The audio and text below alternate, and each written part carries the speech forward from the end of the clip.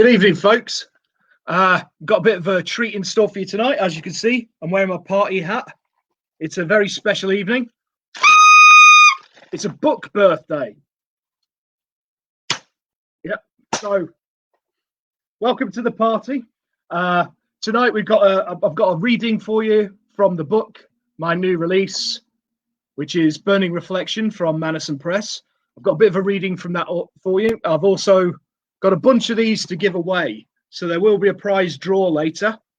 More of that in later on as we go. Also, I'm going to be joined tonight by Mannison Press's Deidre J Owen. Really pleased she could join me tonight, all the way from the States. It's still sunny and daylight out there, and it's really dark over here. So, what I'll do is I'll just tell you that you can get this book, which is a Lovecraftian horror. You can get it from Mannison Press. There's the thing there. By going on to just typing in that link there. That's getbook.at/burning reflection. And that will take you to your nearest Amazon. There's another link that I will give you later. Okay, so let's bring her on. Hello. Hi. Hi, Deidre. How's it going? It's going great. It's really good to be here, Tim. Thank you so much for inviting me on. Not at all. Not at all. It's just it's nice to have somebody else on one of these to talk to for a change. It's different. As you can tell, I'm still trying to figure out this this new thing I'm using. But there we go. There is a comment section. So if anybody has any questions for either of us, get them in the comment section and we will answer them. And that goes as well later on. So we'll be answering questions as we go. So yeah, first of all, it's you and Ron that Yes. You both started Mannison Press. Is that correct? Yeah. Correct. Yeah. Ron Linson. Yeah, he's up in New York and I am down in Florida. Mm-hmm. Right. So what started it then? Because I know you wrote a lot of children's stuff, didn't you? I mean, was that first? Yes. Yep. The children's stuff came first, and Ron was he was a friend on Twitter, and he reached out to me with an idea for just a new children's series, and we started talking about that. And while we were still kind of developing that, we became critique partners. So we started sending work back and forth, little short stories, Yes. and that kind of spurred the idea for our first anthology, Little Girl Lost. He's like, yeah, I have this really great idea, but to do that, we would need to kind of establish a publishing company. Like, if we were going to bring in outside people, we needed it to be legit. So we ended up forming Mannison Press, and the first anthology was our very first thing that we put out. Well, no, it wasn't the first thing. I think from there we started putting out some of our own little short stories as the mini books, which is what you have with Burning Reflection. Mm-hmm. Yeah, because I know the one I read of yours, which you can see on my YouTube channel, which I'll put the link up to later. White Mannequin's Game, which I don't know if you can see right now, but the bunny ears are here. I love when you did the bunny ears. That was so great. Yeah, because that was one of your early ones, wasn't it? And that was a bit of a departure for you, wasn't it? From going from the children's to, frankly, nightmare fuel. Yeah, I started with children's, and then I kind of went into a little bit of humor. There's some humor stuff on my blog, and then I went into like weird fiction and horror. Some people say that's a natural progression from children to horror. It is, yeah. Well, look at Roald Dahl. I mean, his stuff sort of blurs some the line. Like weird fiction. Yeah. No, that's great. So like your first anthology, Little Girl Lost, I first discovered you because when I was starting out, because I haven't been going that long myself, was when I saw the companion piece to that, which is Little Boy Lost. Mm-hmm. Yeah. And I was really pleased that I got in that one, because I got to share pages with Piers Anthony, which was a bit of like, no, we were just wow, just took our breath away that he, because he's in Little Girl Lost as well, isn't he? Involved in this project. He submitted an array for both volumes to be published alongside him was just, and to be the publisher for that was absolutely incredible, working with Piers Anthony. And Little Boy Lost, we hadn't even like Little Girl Lost had only just come out, and we had people saying, is there going to be a Little Boy Lost? And we're like, oh, maybe. So it's really great. Yeah, and it's well, I was quite like when I sent it, I was kind of like, probably won't, because I knew it was multi-genre.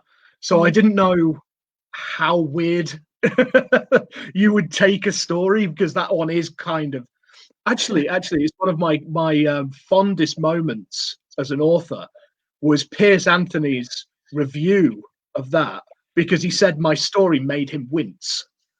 So that's something when anybody says, what's a cool thing? And it was like, I made Piers Anthony wince. Yes, I love it. Absolutely love that.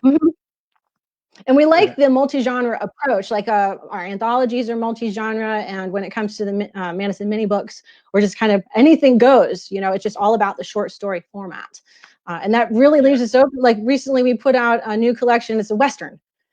I saw that. Some of that really interesting stuff. Yeah, Gary Clifton, the new Western out. So and we have a steampunk collection, and of course we've got horror. Is that Skyway, the steampunk? Yes, Skyway. Casey Shaw. That's in my to-read list. I'm going to need to get round to reading that. Yeah, that's fun. Looks very interesting. That's something I like about it. And the thing is, I've seen other publishers do the sort of the small book and the format, but there's something really quite special about these mini books. Mainly, I'll tell you something here. Right, if you look at, I have a problem with the story of mine, because I have no idea what to call it. Because if you look at definitions, novelettes kind of finish at around 13, 14, 15, right? Novellas don't start till about 17, 18, or even 20,000 words, right? This is 16 and a half. So what the hell is it? I would put it in a novelette, but it really is right on the cusp. So I think in the novelette, I want to say novellas start kind of around 17.5 is kind of what we've established as a publisher, but it's going to kind of depend on who you're talking to and who's putting it out. And this is my point. I mean, it's like I submitted to something else which was novellas, and their threshold started at 15. Yeah. So it's kind of in this grey area between novella and novelette. So it's a mini book. There we go. The mini books are, short story. We do have a hard minimum for mini books, just because the print version, because it absolutely has to be in print. We can't have our mini books without the little print version. And the print version has limitations with how small it can be. So we have absolute hard minimums, but when it comes to that upper limit, we can definitely branch into these novelettes. I have a novelette myself that's going to be coming out as a mini book early next year, and it's about 17.5 or something like that. So it's right on the cusp, but there's a lot more flexibility on that end. And we are talking about branching into novellas. We've got the anthologies and the short story collections, and we have our mini books. My hands together there. We are going to be branching out into novellas. We're already talking about the next open submission call for novellas. It will be very brief, because we're only looking at a few. And we are small. We're just a 2-man operation, so there's only so much we can stay on top of. But then early next year, you'll be hearing the announcement very soon. You're the first to actually about this. But we do have an open calls for novellas, and that we establish our minimums are going to be around 20 to 40K. That is going to be the word count, 20,000. Right. What was that? Sorry, it just cut out just as you were saying the word count. 20,000 to 40,000 is going to be what we're looking for this round of submission calls for the novellas. Nice. Well, I'll see, because last time with the mini book, you put it up beforehand, and I literally had this ready to go about a week before. So literally on the day the submission window opened, I had the email ready to go, and I was just waiting for you to post. So as soon as you did it, it was like click.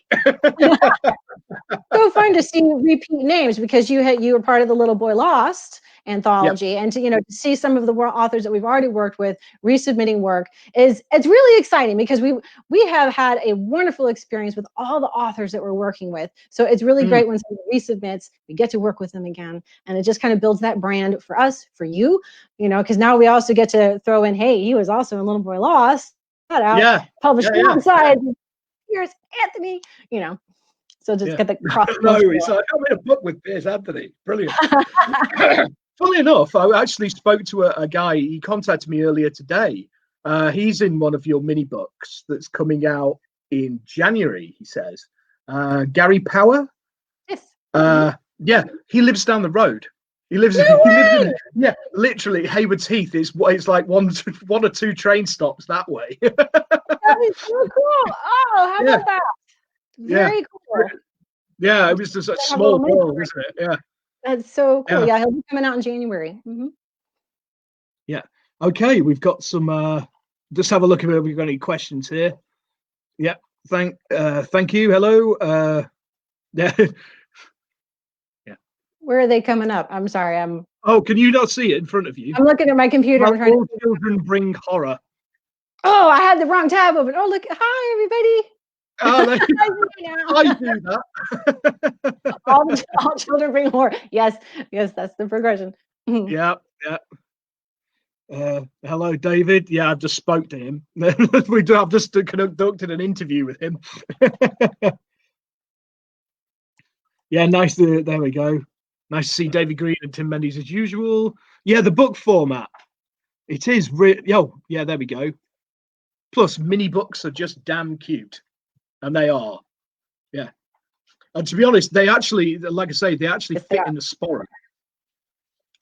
They fit a sporran for your kilt. You know, your sporran at the front of the kilt. Yeah, they're sporran signs. I tested it. It's great. You can have one in your sporran if you go, out for a walk or whatever. You should model it for us. Take a little picture of that and post it. Oh, sure. Yeah, I will. Yeah, we'll do. No problem. Yeah. Excellent. Yeah. So aside from the mini books, how many more have you got? You've just released a few, haven't you? I know you've got another one. You've been releasing sort of bi-monthly, haven't you? Well, ideally, we like to do every other week. That's a really good pace for us, so we can stay on top of editing and book and all that. We kind of crunched it together, so we've had several back-to-backs. We had 3 or 4 release in October, including in the big collection, the Western collection by Gary Clifton. But we have 2 more coming out. We have 2 coming out this month. We have 2 coming out next month. So yeah, bi-monthly is kind of what we're aiming for over the next, and we're booked through into March. So we have just the holidays kind of throw it off. You don't want to release anything Thanksgiving, and then there's like a 2-week block at Christmas and New Year's that you just kind of we learned that lesson. It's just dead time, isn't it? It's just no. Yeah, excellent. Well, like I say, thank you for coming on. I know we should have you on one of my interview sections at some point. We'll have a proper natter at some point. I would love that. Absolutely. Excellent. Yeah, I will organise that. Like I say, if you want to check out all these mini books and all the rest of it, there's the link at the bottom. And also, I have one for you somewhere, if I could see in the dark. It's the problem doing this in the dark. I can't see what I'm doing. There we go. Oh, that's me. That's you. Yeah. Oh, thank you. Yes, that's my author website. I have just my children's book stuff on there. I have a blog with all kinds of silly stuff on it. So thank you. No problem. Yeah, check her out. And like I say, I read one of her stories, The White Mannequin's Game. It's a great bit of weird fiction. Yeah, it's such an awesome image. The mannequin, the bunny ears, it's just brilliant. Thank you very much. Again, thank you for putting out my book, because I love this little thing. Well, we published it. We loved it that much. We published it. So congratulations to Burning Reflection, Tim Mendees. Yeah, thank you. I will speak to you soon. And good evening. Okay, yeah, that was Deidre J Owen from Mannison Press. Okay, what I'll do now is the main event. I'm going to read you a section of this story, Burning Reflection. Right, just a second.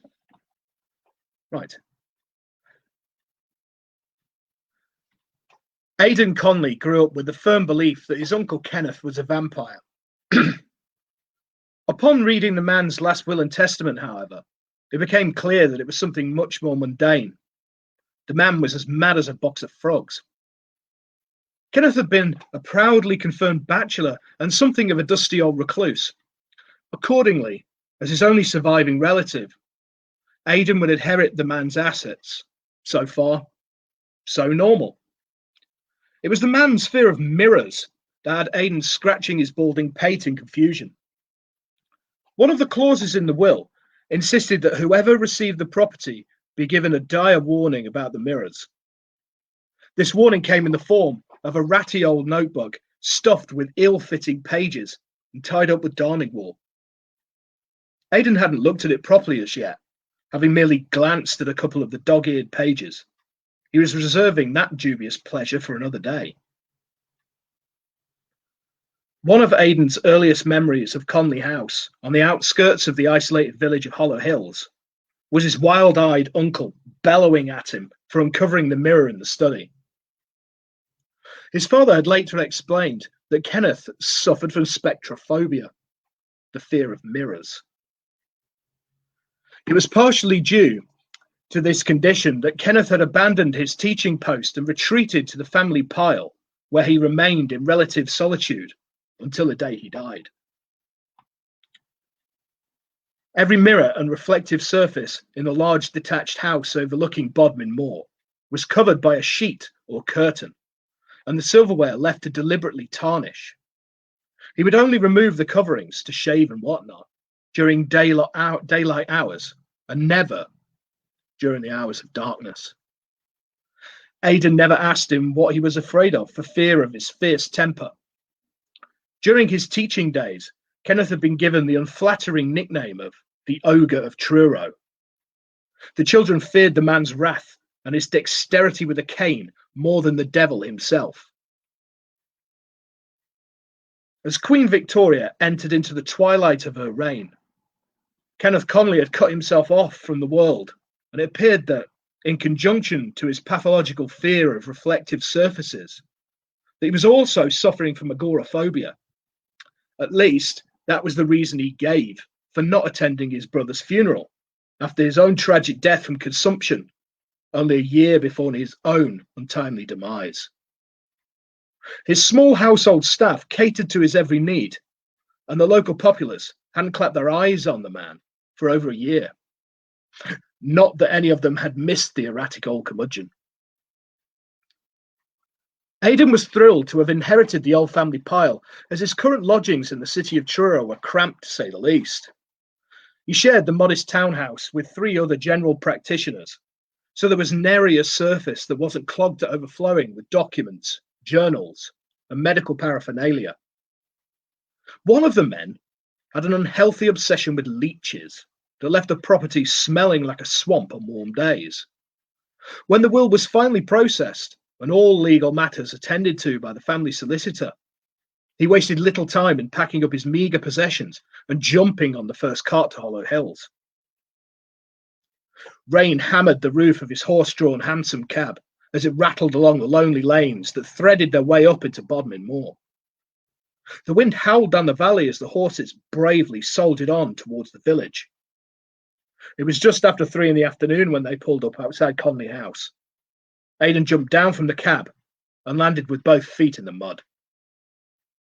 Brilliant, he grumbled as he tried to wipe the worst of it off on the wheel. The driver got down from his perch and started to unload his baggage.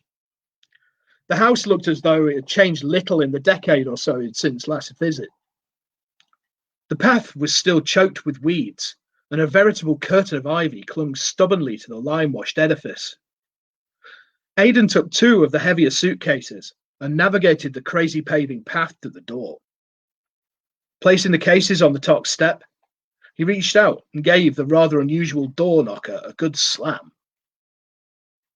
The knocker was the only thing that he didn't recognize. It was in the shape of a strangely warped star with an eye in the center.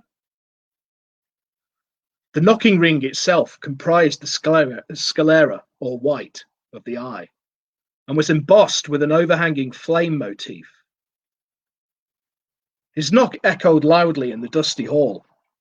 He looked around self-consciously and was sure that he saw the curtains on the house down the road twitch furtively.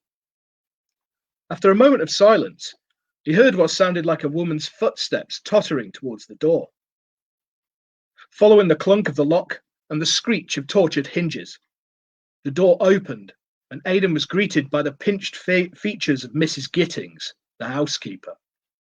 She had been in his uncle's employ since he could remember. While the lines on her face had deepened into rough valleys, the expression hadn't changed one iota. She still looked like a bulldog sucking a thistle. "Hey, Master Aidan," she said sourly. "I wasn't expecting you till tomorrow." "Nice to see you too, Mrs. Gittings," Aidan quipped, and removed his felt topper and brushed rain off the brim. "I had a cancellation this morning, so I jumped on the opportunity, as it were, to get out here the day earlier and enjoy the weekend." Aidan had arranged to go into practice with the local general practitioner, Dr. Thomas Lester, starting the following Monday. Lester was getting on a bit and was grateful for the help. A droplet of water splashed onto her sombre black dress. She eyed Aidan with contempt and clucked her tongue against the roof of her mouth before turning and beckoning him to follow. "This way, Master Aidan." She always had a way of saying his name that made him feel like something she had scraped off her boot. The coach driver placed the last of his luggage inside and beamed widely as Aidan gave him a generous tip. After closing the door, he followed Mrs. Gittings with two of his cases. "I'm exhausted for the journey, Mrs. Gittings. I'd like to rest and wash up before dinner. What time will that be?" "Cook usually has things ready for around 6, Gittings replied. "Splendid. Then I shall not need your assistance any further. I know the way," Aidan said curtly. The foul weather and frosty reception he had received had frayed his temper somewhat, and the housekeeper's sour demeanour was doing nothing to improve it. Gittings harumphed. "Very well, sir. I shall have Kirsten call you when cook is serving." "Yes, thank you, Mrs. Gittings. That would be splendid. Oh, and could you send an invitation to Dr. Lester to join me at said time?" Mrs. Gittings sighed and pulled a pencil out of the tight grey weave on the top of her head and started scribbling on a crumpled piece of paper that she fished from her pocket. Aidan smiled and walked down the corridor towards the master bedroom.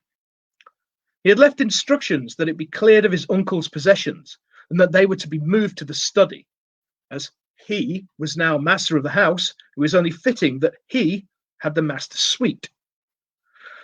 But judging by the fact that he could feel the housekeeper's eyes burning holes into his back, Mrs. Gittings didn't agree. Aidan had often mused as a child that there was something more than just an employer-employee relationship between those two, and her demeanour and morning dress would seem to suggest that he was correct in his assumption. One of the first things he was going to do once he settled in was rid himself of anything that reminded him of his dour uncle, including Mrs. Gittings. He entered the room and was pleasantly surprised by its condition. The bed was made, and the windows had been opened to allow it to be aired. The thick black curtains, however, remained tightly closed, as per his uncle's instructions. He threw them wide in an act of defiance, then placed his suitcases next to the mahogany wardrobe and kicked off his muddy boots. He had barely stretched out on the bed before he had drifted off into a fitful slumber. The air in the study hung heavy and stifling. Aidan was a boy again, judging by his height. The sun was beating down outside, but he was being kept at bay by the heavy curtains and barred windows. The door was normally locked, but on this occasion, Kenneth had neglected to do so. He took a few faltering steps across the threshold while making doubly sure that his uncle wasn't lurking behind the door, brandishing his cane. Only once has he felt his uncle's terrible wrath, but that was enough to have scarred him for life. He couldn't remember what had earned him such treatment, but he was certain that he wasn't going to do anything that would drive him to repeat the punishment, or at least not get caught.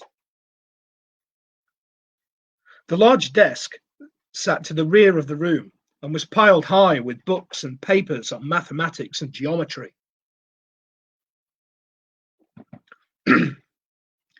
Kenneth had been a maths teacher after all. Next to it stood a chalkboard covered in numbers. Aidan could see some of them clearly, while others were hidden behind some kind of fog. It was as though his dream was only showing him what he could remember. For some reason, it seemed important to remember the numbers, so he repeated them like a mantra. 22, 33, 55, 11. 22, 33, 55, 11. Round and round, always those numbers, always in that order. 22, 33, 55, 11. As he intoned the numbers, Aidan found himself drawn to the mirror that hung over the fireplace. It was covered with a black velvet cloth that had been nibbled by moths. To this day, he didn't know why he had uncovered it. He had never so much as glanced at the others around the house. Now he understood why. The mirror was shaking, almost imperceptibly, but enough to make the velvet sway. Its vibration was coupled with a sound akin to the roar of a fire. It was very faint, but it brought to mind a damp log being tossed onto the fire and smouldering as it dried out. Aidan dragged his uncle's footstool across to the hearth and stood on it. Even with its assistance, he was too short to reach the velvet drape. He stood on tiptoes and stretched out his hand towards it. The cloth was warm to the touch, and as he dragged it down, the reflective glass of the mirror, it almost seemed to hiss. "What are you doing, boy?" Aidan snapped his neck around and toppled from the stool as his uncle burst into the room. The door slammed into the wall, smashing a dent into the plaster where the knob struck. Kenneth's eyes were ablaze with fury and something he hadn't noticed at the time: fear.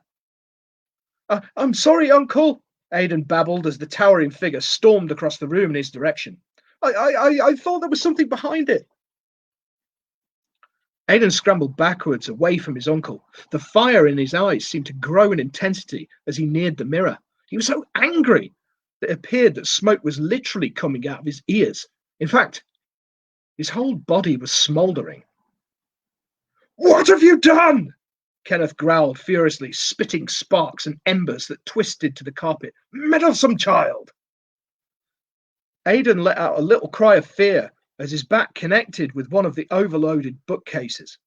He had run out of room to flee. Kenneth stretched out his smoking hands for Aidan's face, sparks dancing between his trembling fingers. The heat was unbearable. The fact that his uncle looked as though he was going to place them onto his cheeks filled him with dread. Anticipating agonizing pain, sweat beaded up on Aidan's brow as he whimpered and cried, "What the devil's going on in here?" Kenneth stopped at the sound of Aidan's father, Jonathan's raised voice. His hands abruptly changed course and snatched the velvet drape off the hearth. In a second, he had replaced it, and his temperature instantly returned to normal. His temper, however, was irretrievably lost. "Go downstairs, Aidan," his father had snarled as he glared a hole through his brother. "I'll deal with you in a minute." Aidan hurried from the room, still repeating the numbers, though now they came out in a splutter of sniffles and saliva. 22, 33, 55, 11. He turned as he left the room, and the door slammed loudly behind him. What he heard next could only be described as a furious row. His father was warning Kenneth not to lay hands on Aidan. Last time had been more than enough. He was his child, so he would dole out the punishments. And if he so much as touched him again, then he would deliver a sound thrashing to his elder sibling. As he backed away from the stout oak door, unnerved by his father's rage, he suddenly became aware of two things. One, all the candles on the landing were lit, despite it being mid-morning. And two, someone was standing right behind him. "He's coming!" Mrs. Gittins chuckled through a rictus grin as she reached out with burning hands. Aidan screamed, "11!" Aidan sat up in bed, pouring with sweat. It took a few seconds to realize it had been a dream. I'm going to stop there. Okay. That was a section of Burning Reflection, which came out on Wednesday and from Mannison Press, and you can get hold of, let me do the other thingies here. If you want to get it from Amazon, you can get it in this really cute mini book format and on ebook. So that's getbook.app/Burning Reflection.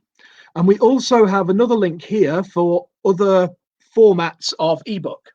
I'll leave that up for a minute or two. I'm not even going to try and attempt to read that out. Books2read.com/u/3LYGQM. I did it. Excellent. Now, before I go any further, I'm going to talk a little bit about what inspired that story in a minute. But I have a bunch of these to give away, signed, no less.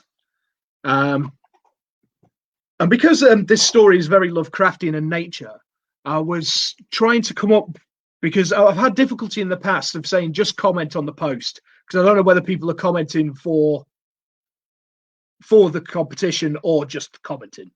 So I had this idea. I had a phrase, and I was trying to think of something suitably Lovecraftian for people to say. So if you want to be entered into the prize draw for a copy of this here book signed by this thing here, all you have to do is comment below or on the YouTube. I'll be closing this draw on Wednesday.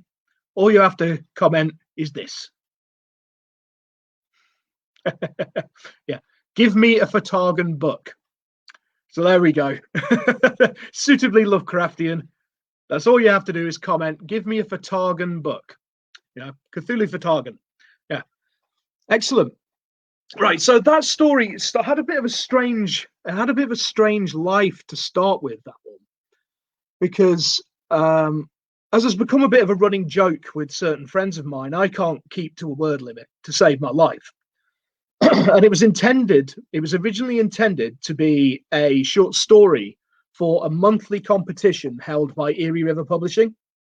Now the word limit was 6,000 words, and but the theme was mirrors. And I started writing it, and I've always been interested in numerology, and the occult and all that kind of stuff. And it kind of grew to be more about that than the mirrors. And before I'd finished writing it, I looked at the word count, and it was something like 15,000 words, and it was just like, all right, okay. I thought that just coincided with, like we said earlier, with Madison Press doing this. So yeah, so it worked out quite well in the end. I'm very proud of it, and I'm really pleased that I've had some really nice, really good reviews at the moment. There's something special about it being, because at this point in my career, I've had 26 stories published in anthologies and magazines, and I've got a bunch more, like about another 25 or something to come out. But there's something incredibly special about being in something that's just you. There's my name on it. This is something incredibly special about it. So yeah, so internally grateful. I'm eternally grateful to anybody who's picked it up. Okay, so before I start wrapping this up, what I'm going to do is have a look if there's any questions. Oh, there we go.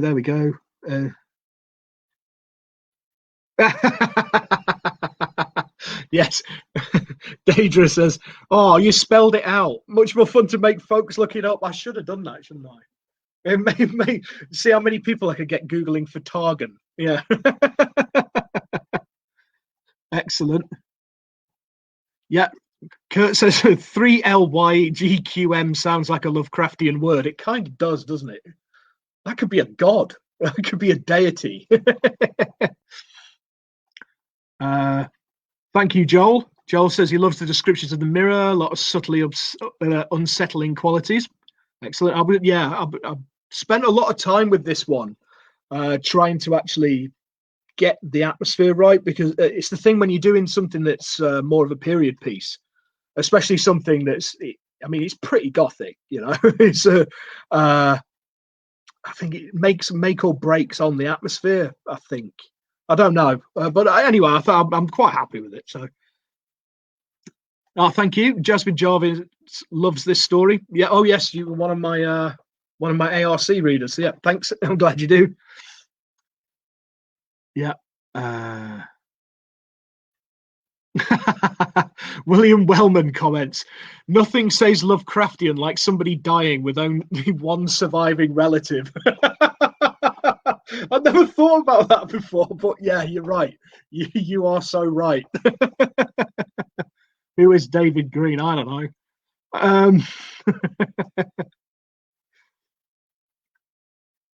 Okay.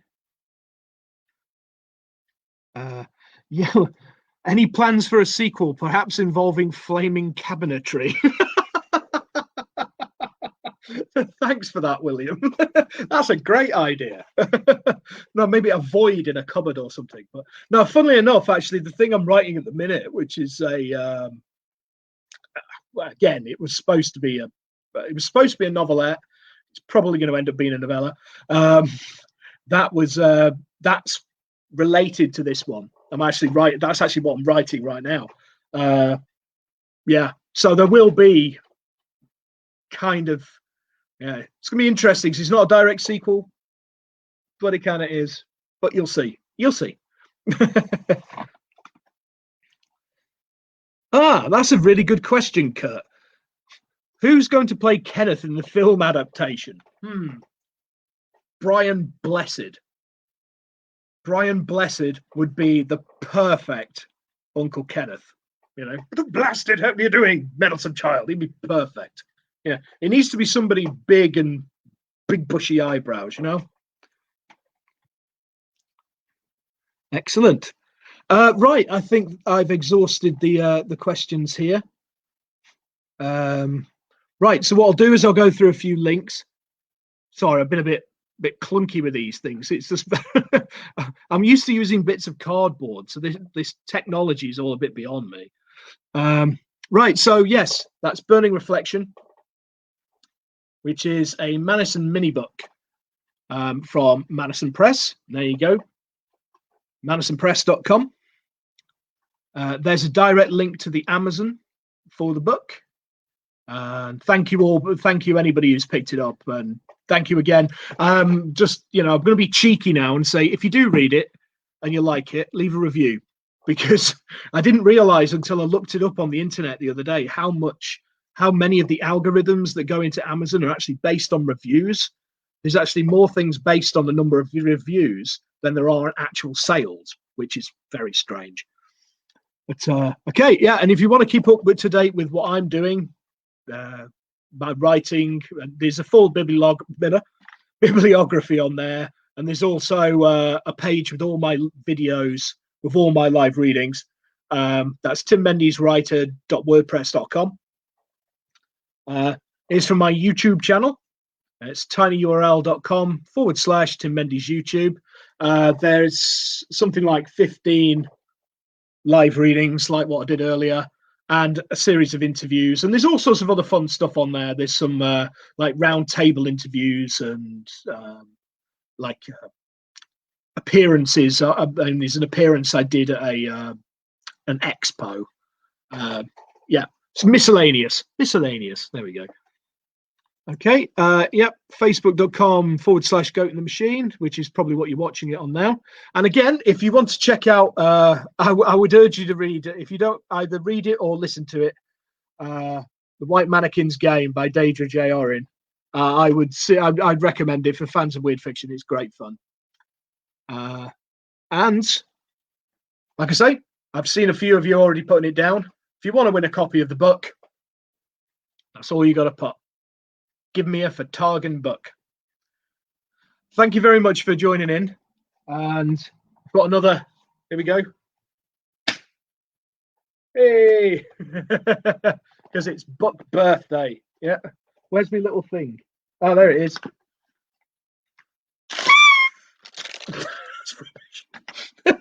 That's so rubbish. Thank you very much for joining me. I hope you enjoyed it. And yeah, talk soon.